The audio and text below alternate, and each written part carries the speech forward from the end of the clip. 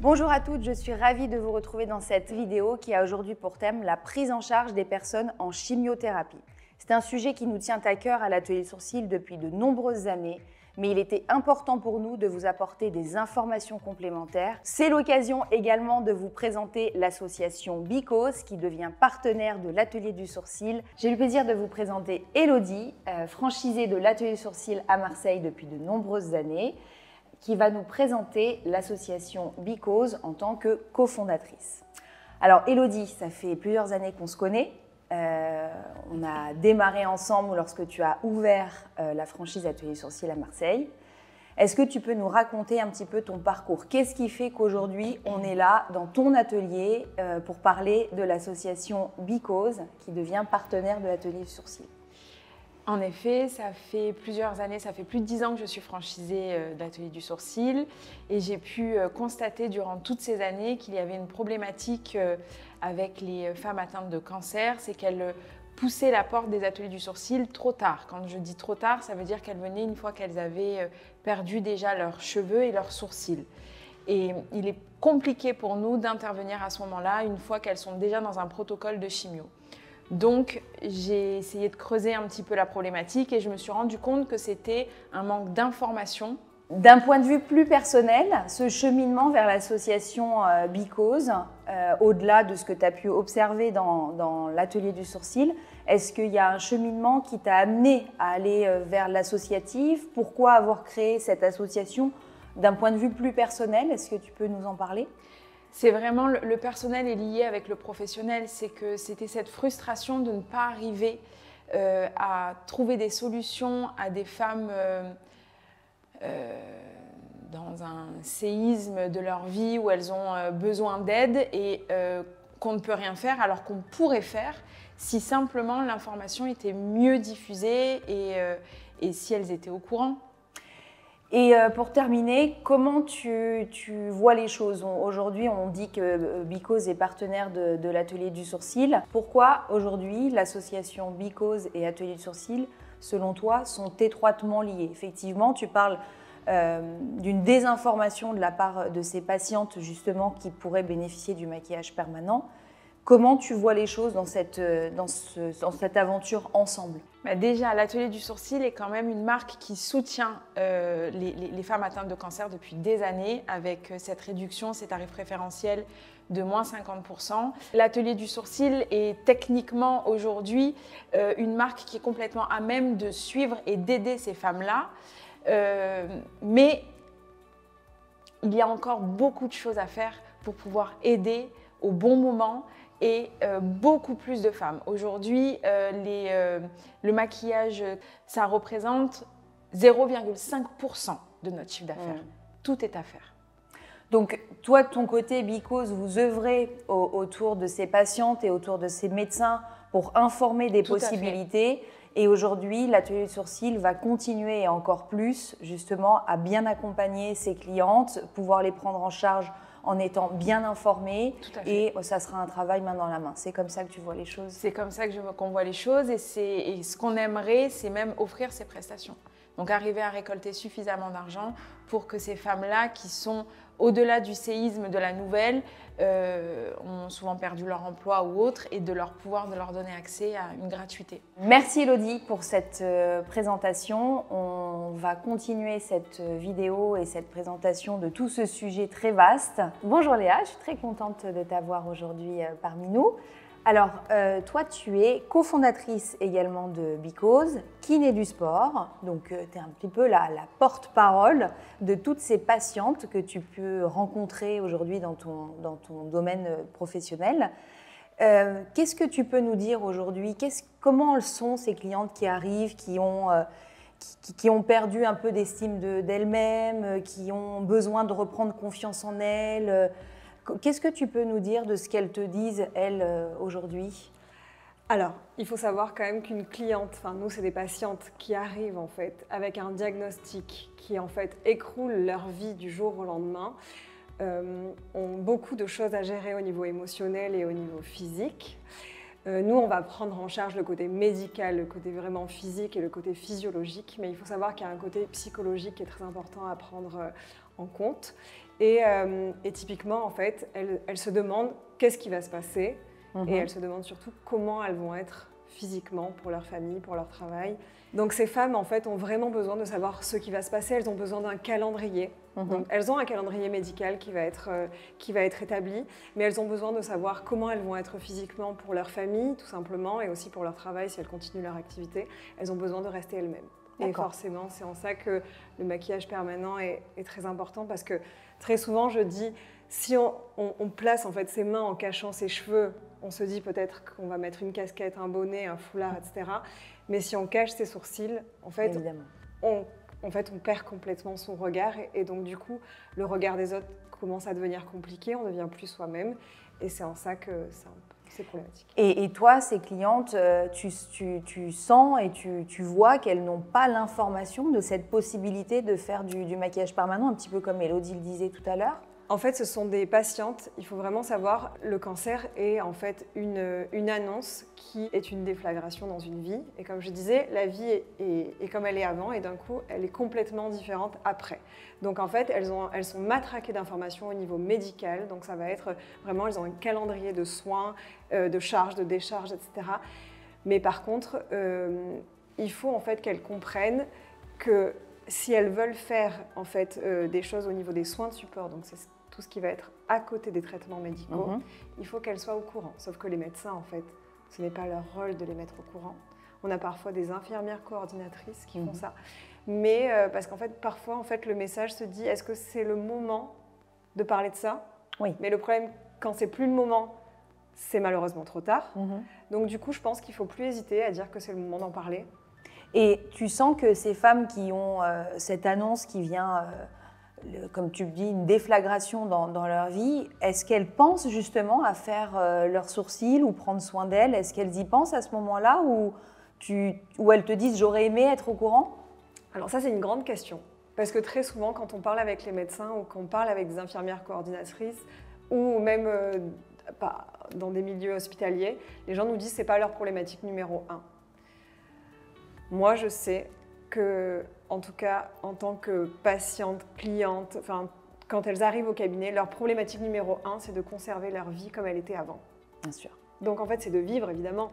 C'est de lutter contre la maladie. Mais elles ont envie, en fait, que leur vie change le moins possible. Et leur image aussi. Mais en fait, leur image, c'est quoi? C'est si elles ont des enfants, qui puissent ne pas s'inquiéter, de ne pas savoir si maman ou papa d'ailleurs va du coup survivre. Donc en fait, il faut vraiment penser que ce n'est pas juste en fait un soin de support, c'est en fait primordial pour leur image à elles. Donc Léa, tu nous disais qu'elles avaient tout un parcours, on les informait de ce qui va se passer d'un point de vue purement médical. Et du coup, sur la partie, on va dire, prendre soin de soi, esthétique, elles savent pas, elles sont perdues en fait, j'ai l'impression de ce que tu me dis. Oui, exactement. Parce qu'en fait, vraiment, il y a cette annonce, donc du coup, avec le médecin, avec l'oncologue. Après, il y a des infirmières coordinatrices qui expliquent vraiment le parcours de soins et les différentes échéances. Mais il faut savoir que du coup, entre l'annonce, en tout cas la mise du porte-à-quatre et le début de la première chimiothérapie, la première injection, il se passe très peu de temps, souvent. Et du coup, cette fenêtre de tir, en fait, pour en tout cas intervenir et pour les pics chimio est importante à connaître et en tout cas à diffuser, parce que si elles n'ont pas envie de se faire pigmenter, c'est pas grave, mais c'est juste qu'elles sachent que dans cet intervalle-là, elles peuvent en tout cas faire quelque chose et après, du coup, avoir une image d'elles-mêmes sur tout le long du parcours qui va quand même durer quelques années. Sereine. Oui, donc c'est vrai que c'est important que la cliente ou la patiente soit au courant de quand est-ce qu'elle peut venir à l'atelier et que la technicienne, les techniciennes sachent quoi lui répondre à quel moment en fonction de la date à laquelle elle arrive. Exactement. Si une cliente arrive avec un diagnostic qui est posé par un médecin, qu'elle n'a pas encore posé son porte-à-quatre et qu'elle n'a pas encore fait sa première injection de chimiothérapie, il faut lui dire que du coup cet intervalle-là est très important parce que du coup elle va pouvoir être pigmentée sereinement et que du coup au moins lui donner l'information. Si elle n'a pas envie de le faire, c'est très bien. Si elle a envie de le faire, elle peut le faire à ce moment-là. D'où l'importance justement que l'ensemble des techniciennes de l'atelier soient bien au courant de tout ça et puissent prendre en charge au mieux ces personnes qui ont une déflagration dans leur vie et on va faire le travail qu'il faut pour les informer en tout cas, tu peux compter sur nous. Super. Merci Léa. beaucoup. Bonjour Alex, merci d'être venu parmi nous pour témoigner. Alors, tu as eu recours au maquillage permanent, je crois. Oui. Je voulais un petit peu connaître ton point de vue, comment tu as vécu les choses, parce que tu as eu une chimiothérapie, donc tu as fait appel à l'atelier sourcil pour réaliser ton maquillage permanent. Mais quand est-ce que tu es venu, comment tu as su, et puis comment tu as vécu les choses avec justement la réalisation de ton maquillage permanent par la suite? Alors, donc on m'a diagnostiqué en septembre et bon, il se trouve que moi j'ai eu plusieurs cancers, j'ai eu plusieurs récidives et cette fois-ci le traitement était différent puisqu'il engendrait une chimiothérapie assez lourde qui engendrait derrière une perte de cheveux et donc de cils et sourcils. Et donc j'ai pris la décision de prendre les choses en main et de gérer comme je pouvais, les traitements et le côté physique en faisait partie. Donc, je me suis trouvé une belle perruque et au niveau des sourcils, c'est ma sœur que j'avais mandatée pour m'aider à trouver une solution pour les cils et sourcils. Et en l'occurrence, dans mon cas, c'était surtout les sourcils et elle a trouvé l'atelier du sourcil. Donc heureusement, je l'ai fait à temps, à savoir 15 jours avant d'attaquer la chimiothérapie. Donc tu avais encore tes sourcils. Oui, j'avais encore mes sourcils. Alors j'ai trouvé ça même très joli. Je me suis même dit que de toute façon, même après le retour de mes sourcils, je continuerai parce que c'est vraiment le côté structuré, beaucoup plus joli. Et puis surtout, quand j'ai perdu tous mes cils et sourcils, je me suis rendu compte de l'importance que ça avait parce que à aucun moment je n'ai ressenti justement cette perte de sourcils puisque j'avais ce tatouage qui était fait et avec un rendu tellement naturel que je n'ai jamais pu vivre ce que c'était une perte de sourcils finalement. Donc ça a été vraiment un très gros plus dans ma gestion des traitements, de la maladie, de ce côté qui est lourd pour une femme, de ce changement physique. La perte de cheveux, finalement, je me suis trouvée pas mal. Donc, ma foi, c'était cool. Et puis, en plus, aidée par ces sourcils tatoués qui, du coup, m'ont permis de conserver une allure féminine. Donc, et ça, c'était... finalement, tu as plus ou moins, on va dire, bien vécu les choses, puisque tu avais ces sourcils de dessiner. Et finalement, avec le recul, tu te dis...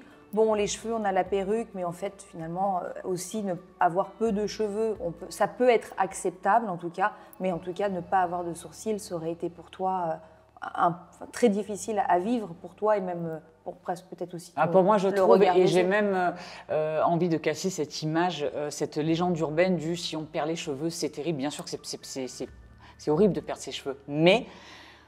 On peut encore, en plus il y a des artifices, des choses qui peuvent nous aider au quotidien, on peut même tourner le truc en s'amusant, en choisissant différentes perruques, différentes couleurs, donc il y a de quoi s'amuser. Les sourcils, il n'y a pas énormément de...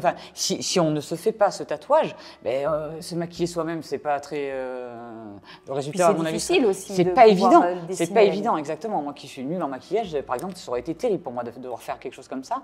Et puis on se lève, on se voit dans la glace, alors certes, pas de cheveux ou pas beaucoup, mais par contre avec un regard qui est là, qui est présent. Et rien que ça, au quotidien, c'est fabuleux, quoi. Et quand tu es arrivé à l'atelier, que tu as poussé la porte, tu t'es senti compris, tu t'es senti complètement. accompagné? Oui, très très très bien accompagnée et totalement comprise. Et puis, c'est aussi beaucoup grâce à l'association aussi, et puis j'ai senti que la personne qui s'était occupée de moi l'avait déjà fait pour des personnes qui étaient dans le même cas que moi et qui savaient de quoi elle parlait, et comment me mettre en confiance. Puis en plus, le fait d'avoir encore ses sourcils quand on le fait, c'est pas mal parce qu'on n'a pas encore vécu ce moment que finalement je n'ai jamais vécu, de savoir ma tête sans sourcils, je ne sais pas à quoi elle ressemble. Donc finalement, on peut être que bien, et d'appréhender les choses et de gérer les choses. C'est la seule chose de positif un peu dans ce traitement-là, c'est que c'est la seule chose qu'on peut gérer. Donc notre en fait, apparence. Pour terminer, on pourrait dire, si tu as vraiment un conseil à donner à ces femmes, c'est de le faire en amont pour, on va dire, un petit peu mieux vivre les choses par la suite. Ah mais c'est certain. Et j'en ai même déjà parlé à mon oncologue et j'essaye de diffuser un maximum de mon côté, à ma petite échelle, l'information, parce qu'il faut que ça démarche chez les oncologues, en fait. Que derrière, leurs sociothérapeutes fassent un travail et leur disent, mais occupez-vous notamment de vos sourcils, c'est hyper important. Vous allez voir après, vous allez le regretter si vous ne le faites pas. Parce qu'après, le problème qui se passe, c'est que si on dépasse ce timing, qui est certes très serré, le problème c'est qu'en pleine chimio, on évite de le faire parce qu'il y a un risque trop grand d'infection. Et là, ni les oncologues, ni même l'atelier du sourcil ne souhaiteraient. Il faut éviter. Donc, de toute façon, on a une fenêtre de tir qui n'est pas énorme et il faut profiter. Mais pour ça, il faut communiquer dessus. C'est très important. Et voilà. Donc j'espère que mon message sera entendu parce que je suis vraiment de ce côté-là et j'aimerais vraiment que ça apporte un vrai plus. Vraiment, c'est important. Merci Alex pour ton témoignage. Je t'en prie, c'était avec plaisir. Merci. Bonjour Fanny, merci d'être avec nous aujourd'hui. Alors, on a discuté un petit peu avant ensemble et tu m'as dit que tu avais eu recours au maquillage permanent, mais après les séances de chimiothérapie, donc tu avais perdu tes sourcils. Est-ce que tu peux nous raconter justement toute cette période où tu as été obligée, je suppose, de maquiller tes sourcils, dessiner la ligne, et puis comment tu as pu savoir que tu avais cette possibilité de faire du maquillage permanent? Eh ben, en fait, j'ai perdu. En fait, quand j'ai eu l'annonce de mon cancer, on m'a tout de suite parlé des perruques, la perte de cheveux, mais aucun moment des sourcils et des poils, même si ça paraît logique. Bien sûr. Quand on a une nouvelle pareille, on n'y pense pas forcément. Donc j'avais ma perruque pendant les traitements, j'ai perdu mes cheveux, mais au bout d'un moment, on perd aussi les sourcils et les cils. Et donc je me suis retrouvée à devoir cacher le fait que je perde mes sourcils et devoir les maquiller. Quand tu dis cacher, tu les as maquillés par toi-même, c'est ça? Oui, de façon à ce que ça ne se voit pas, parce que ne pas avoir de sourcils, ça change entièrement un visage. Et c'était la seule façon pour moi d'être un peu comme tout le monde. Donc j'ai commencé à les maquiller, sauf qu'en fait c'est très compliqué de maquiller un sourcil, de refaire une structure de sourcil quand il n'y a plus rien, à moins d'être maquilleuse professionnelle, ce qui n'était pas mon cas. Donc j'ai fait les pochoirs, j'ai essayé les petits traits, mais en fait c'était en plein été. Et donc ça ne tenait pas, donc ça a été très compliqué. Pendant la période de traitement, j'ai entendu parler du fait qu'on pouvait se faire tatouer les sourcils avant ou après. Et comment t'en as entendu parler justement? Alors via les réseaux sociaux. Il y a eu aussi l'atelier du sourcil qui avait fait un post Instagram via les réseaux du coup sur Octobre Rose en disant que les femmes atteintes d'un cancer pouvaient se faire avoir un maquillage permanent.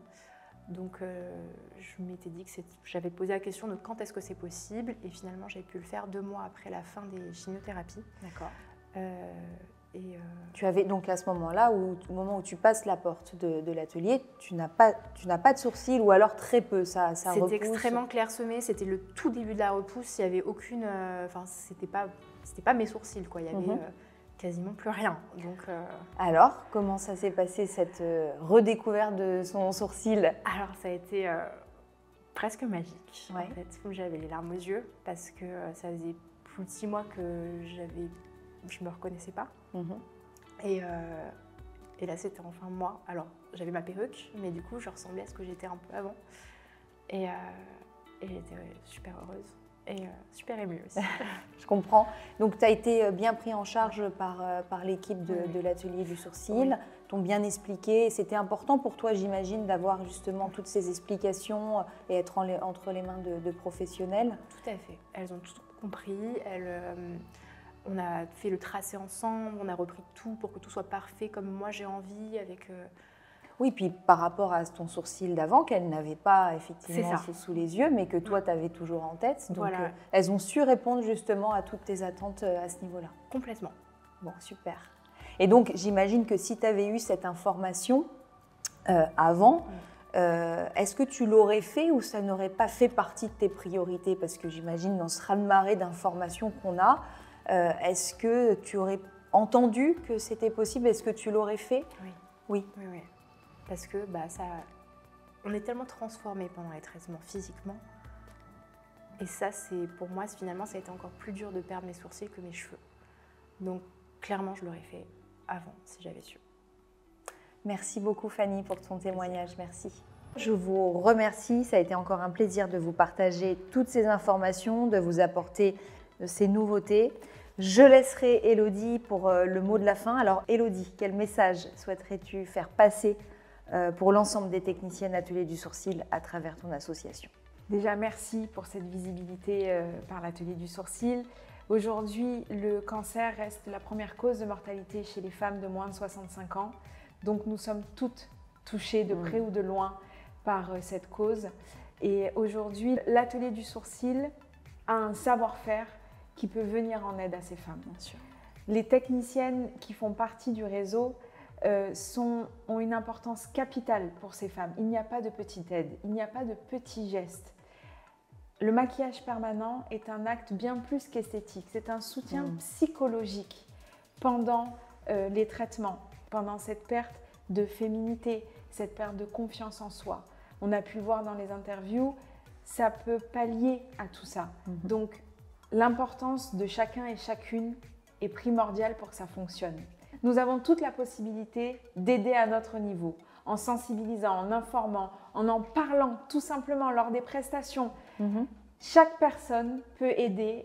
Si chacune de nous, dans un réseau tel que l'Atelier du Sourcil, en parle et explique les choses qu'il sont possibles de faire avant une chimiothérapie, nous pouvons aider beaucoup de monde. Merci Élodie.